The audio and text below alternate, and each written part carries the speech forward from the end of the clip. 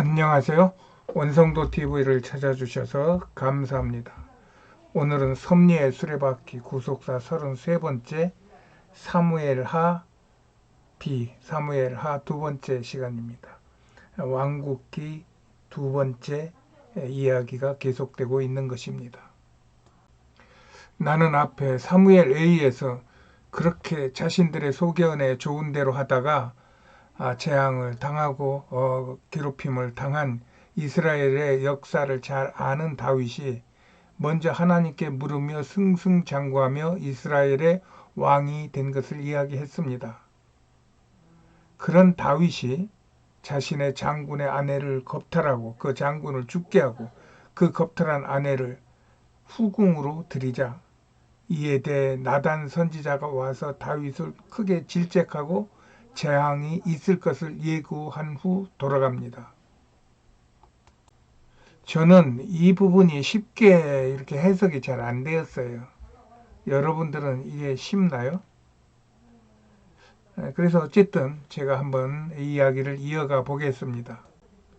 그렇게 나단이 돌아가고 다윗에게 겁탈당한 밧세바로부터 낳은 다윗의 아이가 심히 앓다가 왕이 7일을 회개하며 금식하며 기도하였어도 아이는 죽으며 그 집안의 재앙이 이제 시작됩니다. 그런데 나는 여기서 그 아이가 그냥 죽었다고만 생각할 수 없다는 것입니다. 이것은 하나님께서 다윗에게 이스라엘을 맡기기 위한 그로 인한 전 인류를 구원할 메시아 예수를 탄생케 하는 구원의 섭리로 보고 있는 것입니다. 그렇게 중심에서 여호와를 섬기던 다윗이 여호와 앞에 극한 죄를 짓고 하나님께서 재앙을 예고하셨고 그리고 그 처자들이 죽는 연속된 사건을 그냥 어쩌다 보니까 그렇게 된 거라고 보기가 어렵다는 겁니다. 그래서 나는 이것을 하나님께서 그 어린 생명을 취한 희생의 제물로 보는 것입니다. 여기에서 다윗이 나단에게 죄를 지적받고 책망받았을 때 다윗이 회개했기 때문에 하나님께서 그를 축복하셨다는 쪽으로만 해석을 하면은 이후 성경 밖 현재 우리들의 삶 속에서 벌어지는 모든 일 속에서 충돌이 많습니다. 무슨 충돌이냐? 왜 다윗은 회개했는데 용서를 해주고 왜 나는 회개를 해도 용서를 해주지 않습니까? 하는 부분들에 대한 그런 충돌이 벌어질 수밖에 없다는 것입니다. 이것은 영적으로 깊이는 모르지만 적어도 세상 사는 사람들, 특별히 우리 기독교인들 안에서 이런 충돌은 얼마든지 일어날 수 있는 것입니다. 꼭 다윗하고만 비교하는 게 아니라 저 사람과 나하고 비교하는 중에도 그런 일이 벌어질 수 있다는 것입니다. 그래서 나는 이 다윗이 회개하고 복을 받았다는 여기에 그 어떤 포커스를 맞추면 위험하다는 것입니다. 어디에 맞춰야 되냐? 그것은 하나님께서 다윗을 축복하고 그 다윗을 축복하면서 그 아들까지 죽은 아들까지 축복의 반열에 올릴 수 있는 하나님만이 하실 수 있는 섭리의 어떤 그 신묘함이 있다는 것입니다. 그래서 하나님은 그 제물로 다윗의 첫 열매인 첫 아들을 취하신 것이라고 저는 생각합니다. 이것은 예수 그리스도가 아무 죄도 없이 십자가에 달려 돌아가시며 인류 평화를 위한 제물이 되신 것과 겹친다는 것입니다. 이로 인하여 하나님은 앞에 7장에서 말씀하신 내가 다윗을 위대하게 하시겠다고 한 그 언약을 이어가시는데 그 다윗이 위대하게 되는 것이 다윗이 싸움을 잘하고 다윗이 하나님께 잘 묻고 다윗이 이스라엘을 건국하고 또 부흥시키고 하는 이런 것이 아니라 예수 그리스도의 족보에 오르게 하는 것이 위대한 일이라는 것입니다. 우리 그리스도인들은 세상의 어떤 것보다도 이 예수의 반열에 우리가 같이 속할 수 있다는 것만큼 위대한 일이 없다는 것에 대한 자신을 가지셔도 좋은 일입니다. 그리하여 하나님은 다윗을 예수 그리스도의 뿌리가 되게 하는 위대한 하나님의 구원의 사역을 이루신 것입니다. 이것이 성경을 구속사적으로 보는 방식입니다. 이렇게 성경을 구속사적으로 보게 되면 성경 시편 119편 67절에 고난이 내게 유익이라고 이로 말미암아 내가 주의 윤리를 받았다고 하는 이런 말씀이 우리에게 쉽게 와닿는 것입니다. 그리고 실제로 우리가 고난 받을 때 하나님의 반열에 세워주신 하나님의 은혜를 감사하며 하나님께 감사와 찬송과 영광을 돌리게 되는 것입니다. 이렇게 하나님은 다윗에게 주신 언약을 다윗이 이루게 하기 위하여 다윗에게 극난의 고난 속에서 견디게 연단하시며 예수의 가문이요 하나님의 나라를 건설할 위대한 인물로 자리하게 된 것입니다. 그 하나님은 다윗에게서 솔로몬을 낳게 하시어 이 예수의 계보를 잇게 합니다. 그러는 중에도 다윗의 가계에는 그 재앙의 연속이 이어집니다. 다윗의 아들 암논이 그의 동생 다말을 겁탈합니다. 그러자 그의 형 압살롬이 그 겁탈한 동생 암논을 죽여버리고 아버지한테 혼날까봐 도망갑니다. 이로 인해 다윗 왕이 간절히 압살롬을 기다리는 것을 안 다윗의 장군 요압이 왕의 마음을 압살롬에게로 돌립니다. 그러자 다윗이 압살롬을 예루살렘으로 데려올 것을 명합니다. 그러나 왕이 2년 동안 압살롬을 만나주질 않아요.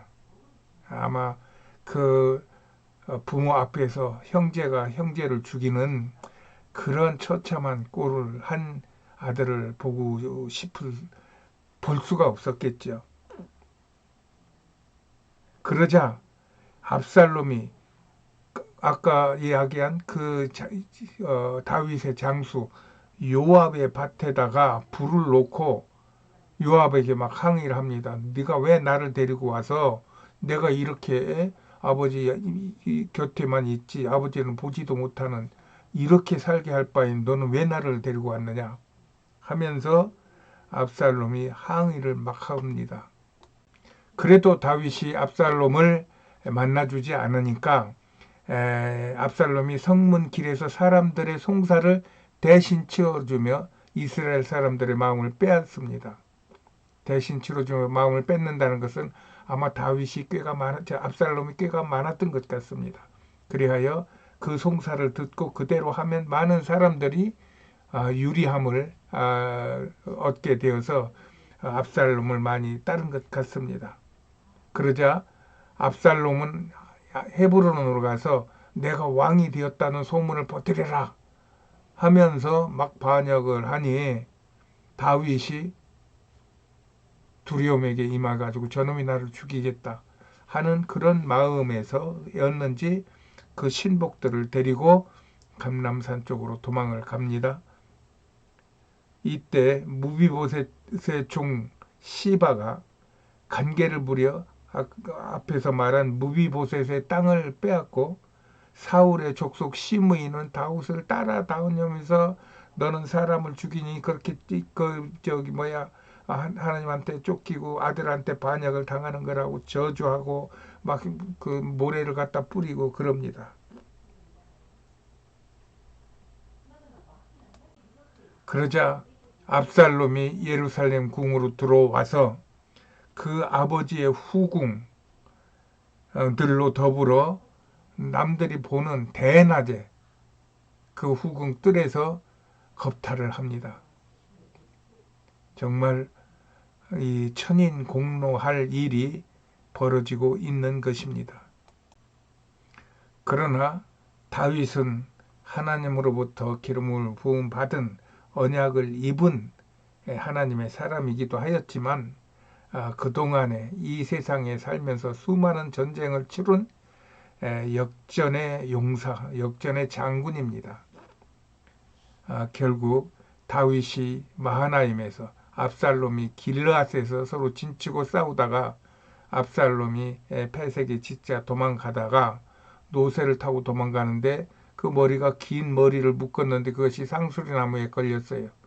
그래서 나무에 매달리자 요압이 창으로 압살롬을 찔러 죽입니다. 이 소식을 들은 왕은 마음이 심히 아파서 압살롬아, 압살롬아, 내가 죽어야 되는데 하고 아비된 비통함을 드러냅니다. 그래 전 국민이 이겨놓고 나서도 왕이 저러고 있으니 전 국민이 풀이 죽어 있는 거예요. 그러자 요압이 다시 나갑니다. 다윗에게 나가서 지금 대왕이 하는 일은 내가 죽고 우리 이스라엘 국민들이 패하고 압살롬이 이겨서 왕을 처단하고 이 이스라엘을 다스리게 하는 그것을 바라는 거나 똑같으니 이 국민들이 어떻게 힘을 얻고 살겠습니까? 그래서 왕이 이 국민들 앞에 나가서 내가 잘못 생각했다. 내가 너희들을 힘들게 했고 너희들에게 힘을 빼앗다. 그러니 내가 이제부터는 정신을 차려서 너희들과 한 마음으로 하겠다 하는 그런 회개와 그런 용기를 주지 않으면 우리는 다 떠날 것입니다.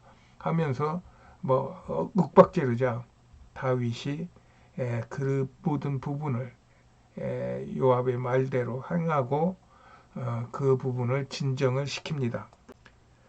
그리고 그를 따르던 백성들과 예루살렘으로 돌아와서 요압을 군대 장관으로, 여호사밧은 사관으로, 수아는 서기관으로, 사독과 아비아들은 제사장으로, 일하는 다윗의 대신으로 세워서 나라를 재건합니다.